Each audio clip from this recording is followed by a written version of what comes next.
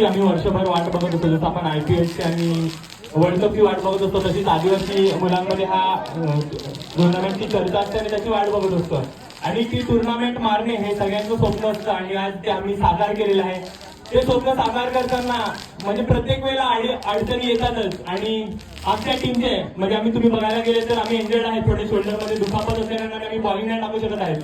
पण main benefit मी सांगेन की आमचे जे यंगस्टर्स आहेत, मेहुल असेल, आशिष असेल आणि रिओ असेल, तसेच एक अंडर 19 म्हणजे जो आमचा पॅकर आहे शुभम, हे जे यंगस्टरनी जी जशी बॉलिंग केली आणि त्यांनी टुर्नामेंट आम्हाला जिंकून दाखवली आणि जिंकून दिले, त्याच्यामुळे त्यांचे मी खूप धन्यवाद बोलतोय की अशाच प्रकारे मेहनत करा.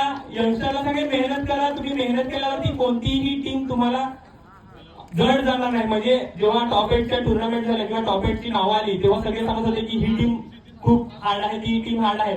पण मी माझ्या टीमला नेहमी प्रोमोट करत गेलो आणि त्यांना सांगितलं की कोणती टीम हार्ड असं नाही. एक प्लॅन नुसार आम्ही चालत गेलो आणि ऑटोमॅटिकली आम्हाला रस्ता भेटला आणि आज आम्ही त्या रस्त्यावरती पोहोचलो आणि आमची आज प्रथम पारितोषिक आदिवासी क्रिकेटचा महासंग्राम परिवर्तन ग्रुपचं प्रथम पारितोषिक मिळालं. ह्या टुर्नामेंटसाठी ज्यांनी दान दिले त्यांचे सगळ्यांचे मी धन्यवाद सांगतो. तसेच मला ज्यांनी सपोर्ट केले, माझ्या टीमला ज्यांनी सपोर्ट केले, विश्वनाथजी रिंजर, रामू धुमाळा असतील किंवा विपुल मामा असतील, भोईर मामा असतील, सगळ्यांचे धन्यवाद सांगतो. तसेच मला सपोर्ट करणारे, माझ्या नेटमध्ये बॉलिंग करणारे माझे प्लेयर असतील, तसेच माझ्या शाळेतले ज्यांनी मला ऍडजस्ट करून आणि ही टुर्नामेंट खेळायला पाठवले ते असतील, माझ्या ऑफिसवाले असतील, सगळ्यांचे धन्यवाद करतो.